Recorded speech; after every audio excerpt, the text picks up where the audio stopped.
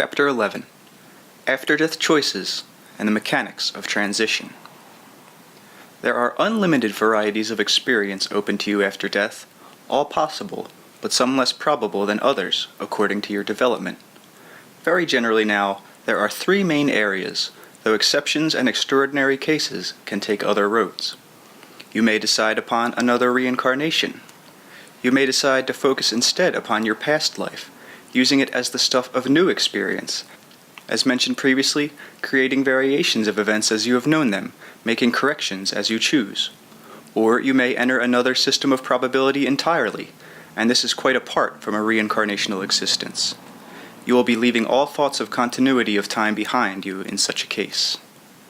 Now, some individuals, some personalities, prefer a life organization bound about past, present, and future in a seemingly logical structure, and these persons usually choose reincarnation. Others naively prefer to experience events in an extraordinarily intuitive manner, with the organization being provided by the associative processes. These will choose a system of probabilities for their next main endeavor. Some simply find the physical system not to their liking, and in such a way take leave of it. This cannot be done, however, until the reincarnational cycle, once chosen, is completed, so the last choice exists for those who have developed their abilities through reincarnation as far as possible within that system. Some, finished with reincarnation, may choose to re-enter the cycle acting as teachers, and in such cases some recognition of higher identity is always present. Now, there is an in-between stage of relative indecision, a midplane of existence, a rest area comparatively speaking, and it is from this area that most communication from relatives occurs. This is usually the level that is visited by the living in projections from the dream state. Before the time of choosing, however, there is a period of self-examination, and your full quote-unquote history becomes available to you. You understand the nature of the entity, and you are advised by other portions of that entity more advanced than yourself. You will become aware of your other reincarnational selves, for example. There will be emotional ties with other personalities whom you have known in past lives, and some of these may supersede your relationships in the immediately past life.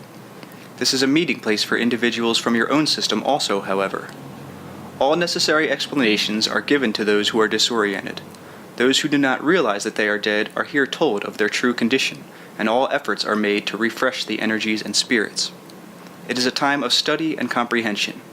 It is from this area that some disturbed personalities have those dreams of returning to the physical environment. It is a place of commerce between systems, so to speak. Conditions and development are important, rather than the length an individual stays in this area. It is an intermediary step, but an important one. In your dreams, you have been here. Reincarnation involves far more than a simple decision to undergo another physical existence. In this in-between period of which I am speaking, many issues, therefore, are considered. When most people think of reincarnation, they think in terms of a one-line progression in which the soul perfects itself in each succeeding life. This is a gross simplification. There are endless varieties of this one theme, individual variations. The process of reincarnation is used in many ways, therefore, and in this time of rest, individuals must decide on the unique way in which reincarnation will be of use. Some, for example, choose to isolate various characteristics in a given life and work on these almost exclusively, basing a given existence upon, say, one main theme. As seen from a physical viewpoint, such a personality would appear very one-sided, and far from a well-developed individual. In one life, the intellect may purposely be very high, and those powers of the mind carried as far as the individual can take them. These abilities are then studied thoroughly by the entire personality, both the benefits and the detrimental aspects of the intellect weighed carefully. Through experience in another life, this same kind of individual might specialize in emotional development and purposely underplay intellectual abilities. Again, the physical picture would not be necessarily that of a well-developed or balanced personality. Specific creative abilities might be specialized in the same matter. If you look at these lives as a series of progressions in usual terms, then you would be left with many questions unanswered. Nevertheless, the development does occur, but the individuals choose the way in which they prefer this development to take place. Through denying themselves, say, intellectual development in a given life, personalities also learn the value and purpose of that which they do not possess. The desire for it is then born within them. If, for example, earlier they did not understand the purposes of the intellect. So, in the time of choosing, personalities decide upon the ways in which they will develop in the following incarnation. Some will choose progression at an easier rate and in a more balanced manner. They will help keep all the strands of personality working at once, so to speak, and even meet again and again people they have known in other lives. They will work out problems at a rather easy rate, rather than in, say, an explosive way. They will pace themselves, as dancers do. In this time of rest and choosing, all counsel is given. Some personalities do reincarnate before they are advised to, for many reasons. This is usually unfortunate in the short run, for the necessary planning has not taken place. But in the long run, great lessons will still be learned from the quote-unquote error. There is no time schedule, and yet it is very unusual for an individual to wait for anything over 3 centuries between lives, for this makes the orientation very difficult, and the emotional ties with Earth have become weak. The relationships for the next life have to be settled upon, and this involves telepathic communication with all those who will be involved. This is a time, then, of many projections. There are those who are simply loners, who reincarnate without any great feeling for Earth's historical periods. There are others who like to return when their contemporaries from some particular past historical time return again, and therefore there are group patterns that involve reincarnational cycles in which many, but not all, are involved. Now, there are personal cycles, of course, in which families may reincarnate, taking different relationships to each other. There are different depths to be probed in reincarnational existences. Some choose to, quote-unquote, go all the way. These personalities specialize in physical existence, and their knowledge of this system is most comprehensive. For these, there is a movement through each of your racial types, a requirement that is not laid upon most. There is intensive preoccupation with historical periods. Many of these personalities live comparatively short lives, but very intense ones, and they experience more lives than most other individuals. They return, in other words, in as many historical times as possible, finally helping to shape the world as you know it. In one way or another, you are all travelers before you begin even your first reincarnational cycle. To make it as simple as I can, I will say that you do not have the same backgrounds necessarily when you enter the physical system of reality. As mentioned earlier, earthly existence is a training period, and yet as far as possible I would like you to forget your ordinary ideas of progression. Ideas of good, better, best can lead you astray, for example. You are learning to be as completely as possible. In one way, you are learning to create yourselves. In so doing, during the reincarnational cycle, you are focusing your main abilities in physical life, developing human qualities and characteristics, opening new dimensions of activity. This does not mean that good does not exist, or that in your terms you do not quote-unquote progress, but your concepts of good and progression are extremely distorted. Now, many personalities have extraordinary talents along specific lines, and these may show up again and again in succeeding existences. They may be tempered, used in various combinations, and yet overall still remain a personality's strongest mark of individuality and uniqueness.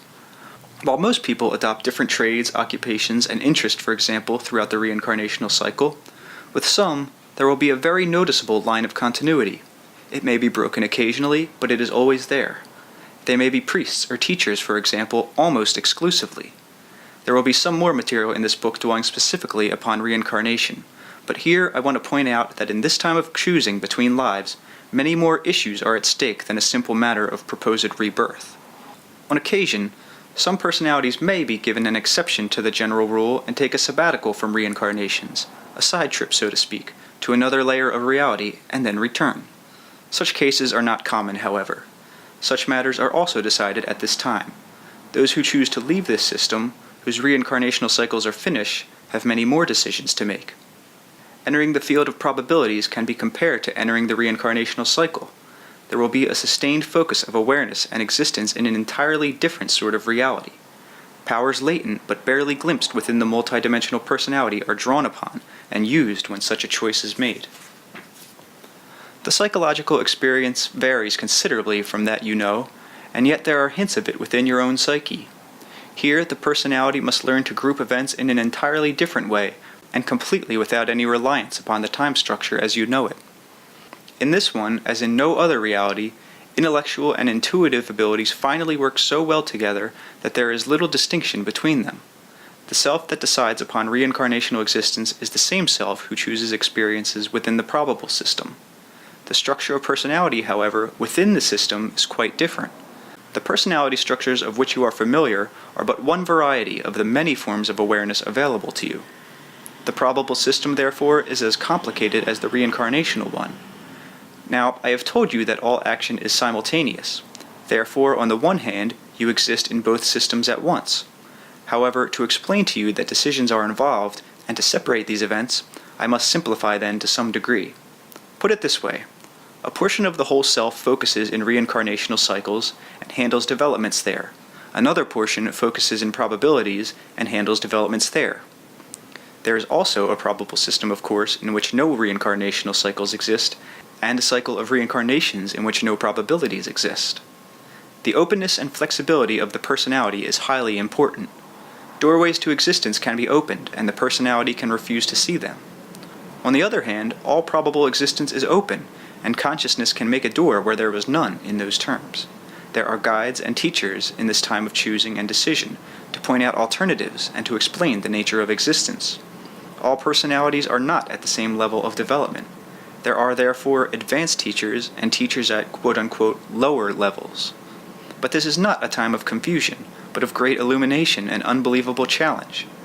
There will be later material in this book on the God concept that will help you understand some things that may remain unsaid in this chapter.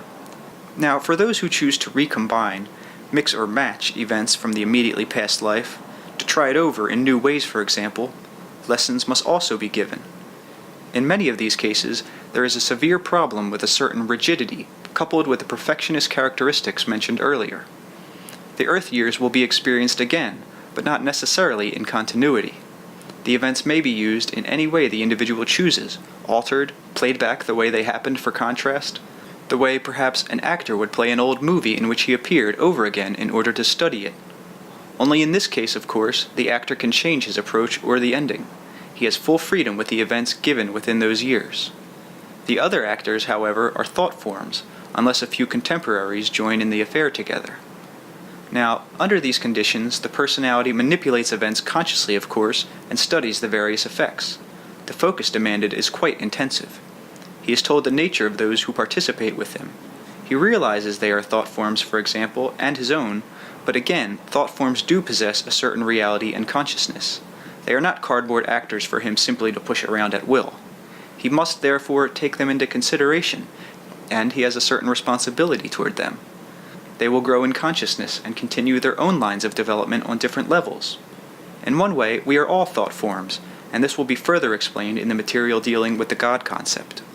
Understand, however, that I do not mean that we lack our own initiative for action, individuality, or purpose.